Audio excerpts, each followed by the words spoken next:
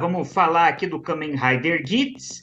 Mas antes, como eu sempre faço aqui junto com o Kuroda, né? Vamos primeiro ver, Dani, o Breaking Rider News, para relembrar o que teve nesse episódio, que já é o 46, tá chegando no finalzinho, faltam 3 para acabar. Nossa, então vamos pro Breaking Rider News. Vamos lá.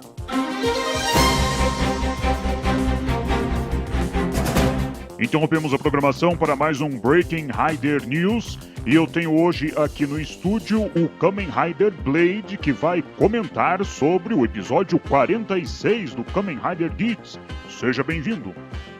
Deixar de ser humano, se transformar em algo, eu entendo o Ace.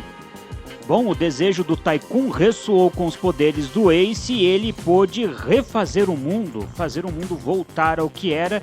Inclusive a Tsumuri deixou de ser a deusa dos desejos. Mas agora o Ace caminha a passos largos para ser completamente um deus dos desejos e está aprisionado entre as dimensões. Eu compreendo bem a decisão do Ace. Eu também já tomei essa decisão de deixar de ser humano em prol de algo maior e melhor. O produtor, então, para remediar a situação, porque os VIPs do jogo não estão contentes com esse novo mundo, ele cria uma nova Tsumuri para se tornar deusa dos desejos. E realmente, com o mundo voltando ao que era, a árvore do Daichi retornou. E a Beroba quer fazer uso dela para criar o Yamato mais poderoso que já existiu, mas agora ela vai ter que enfrentar o Bufa. A luta é feroz, mas finalmente o Michinaga derrota a Beroba, que parte dessa para melhor ou para pior, depende do ponto de vista. O Kekera não vai deixar isso barato, mas agora ele vai ter que enfrentar o Keiwa. E o Kekera inclusive promete que tem um Bad End especial preparado para o Tycoon. E como o Daichi havia prometido, a irmã do Keiwa é libertada da árvore e temos finalmente um pouquinho de felicidade no Kamen Rider Geats. Muito obrigado ao Kamen Rider Blade pelos comentários e ficamos na torcida para mais felicidades aqui no Kamen Rider Geats. Continue acompanhando o Breaking Rider News.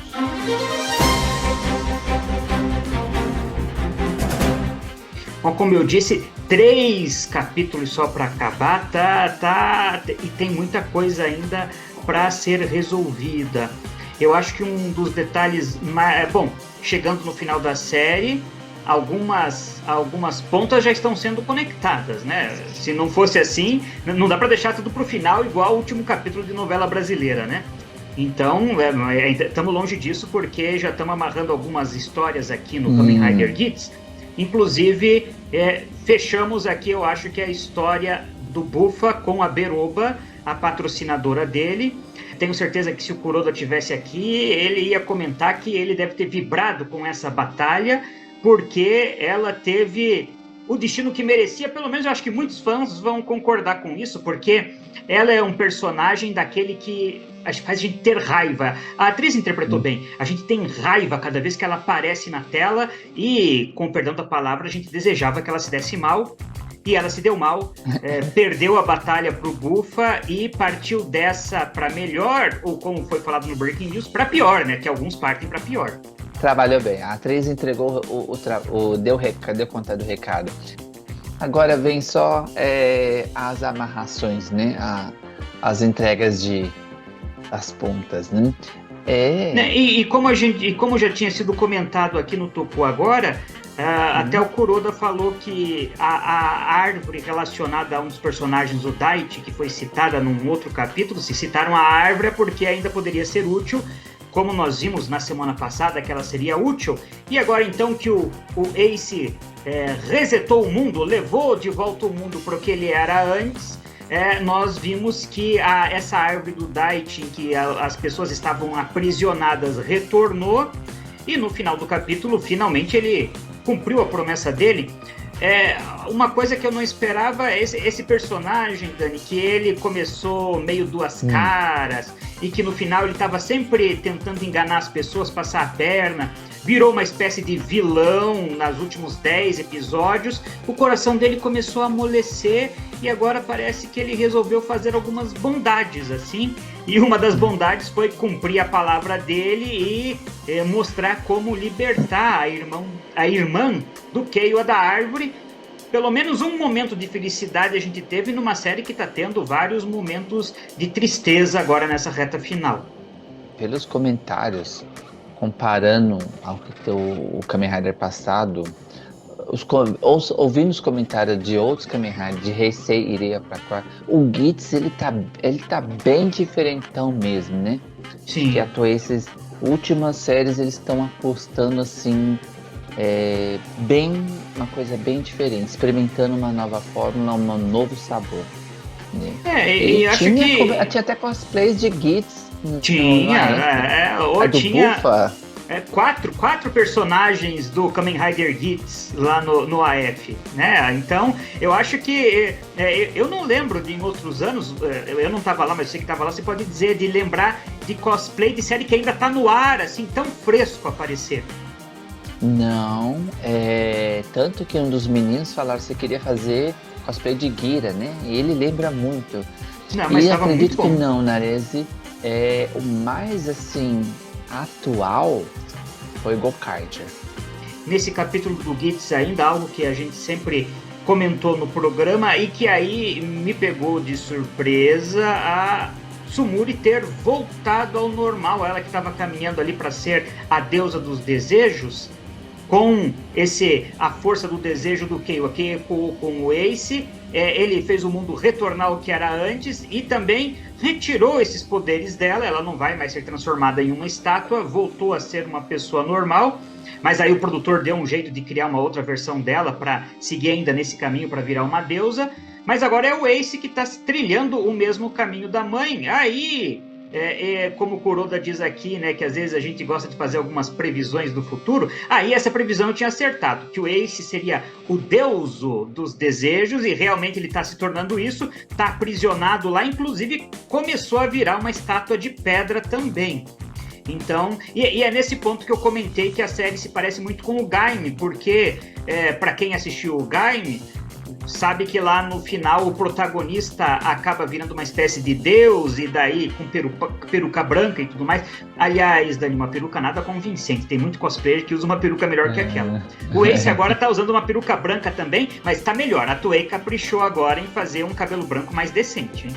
Esse ano a gente tá forte nas previsões, né? Sim.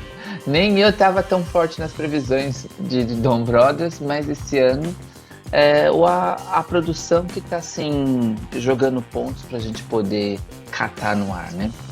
Agora, pro próximo capítulo, a grande expectativa é o confronto do Keiwa com o Kekera, que é o patrocinador dele. O Kekera, inclusive, você não acompanha o Gitz, mas você ia gostar dele, porque esse personagem, ele é um fã não declarado, porque isso não é dito na série, mas ele é fã de Riders ao estilo Showa. Ele gosta do Rider que tem pesar, que tem sofrimento. Inclusive, ele falou uma frase uma vez, ele falou nesse episódio, que ele gosta do Rider que chora por baixo da máscara. Então, é bem o estilo dos primeiros Riders lá do Ishinomori, né, da era Showa. E agora o Keiwa vai ter o confronto com esse patrocinador dele no próximo episódio, vai ser o acerto de contas.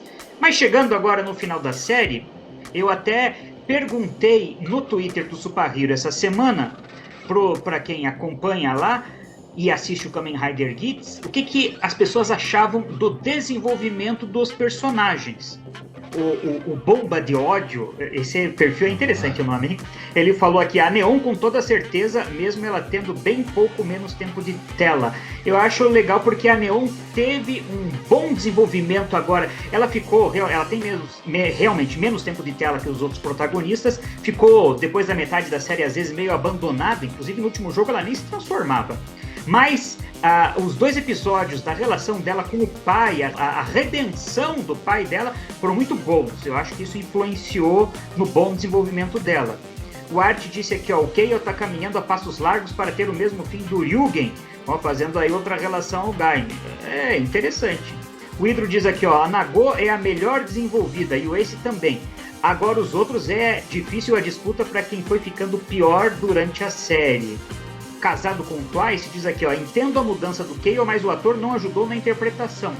Eu não acho tanto da interpretação, eu acho que ele é até um bom ator, mas realmente eu acho que o Michinaga e o Keiwa não foram bem desenvolvidos depois da metade da série. O Michinaga, principalmente, deixou muito a desejar o que o roteiro entregou para ele. E as mudanças de lado agora do Keiwa não ficaram bem convincentes. Eu acho que o problema é menos do ator e mais do roteiro. O Yusu Jime diz aqui, ó, Nago e Gitsu como os melhores, e acho que o Michinaga ainda pode ter salvação diferente do Keiwa. Ele acha aí que o Keiwa está meio deixado para trás. Alguns dos comentários, então, do pessoal que acompanha no Twitter sobre o desenvolvimento desses quarteto de protagonistas do Kamen Rider Gitz. Faz sentido o que você disse. Às vezes não é o ator que não soube interpretar, mas sim o roteiro que entregaram, né? Toma, aqui tá seu roteiro. Poxa, não tem tanta liberdade de desenvolver, né? Aliás, isso que você falou, inclusive, Dani, me lembra quando o Kihachiro Emura teve aqui no Brasil e que ele falou que ele gostou mais de interpretar o vilão Chevalier lá em Fiveman do que o personagem, o Green Flash lá em Flashman, porque além de que ele não tinha que dividir a cena com outros 4, porque quando é um esquadrão você tem que dividir, como vilão ele tinha mais liberdade na interpretação, então às vezes também é do roteiro. Eu prefiro a interpretação dele do Chevalier. Aí talvez não seja porque ele é melhor ator em Fiveman do que em Flashman. Talvez porque o roteiro foi melhor para ele em Fiveman do que em Flashman, né? Também a gente falou, é isso. Porque em Flashman tinha que dividir com mais 4. Chevalier, não, ele tinha uma música. Ele falou, tenho mais. O que eu vou falar para eles? Então ele brincava com isso. De fato, Chevalier, você gosta dele por essa interpretação. Bom, vamos ficar de olho aqui então, quando chegar no final do Kamen Rider Gitz, daí a gente vai poder avaliar bem o desenvolvimento dos personagens e com outros trabalhos daí a gente descobre se o ator é bom ou não, né? Porque esse é o primeiro trabalho da maioria deles. Depois do segundo trabalho a gente consegue identificar se é um bom ator ou não, né?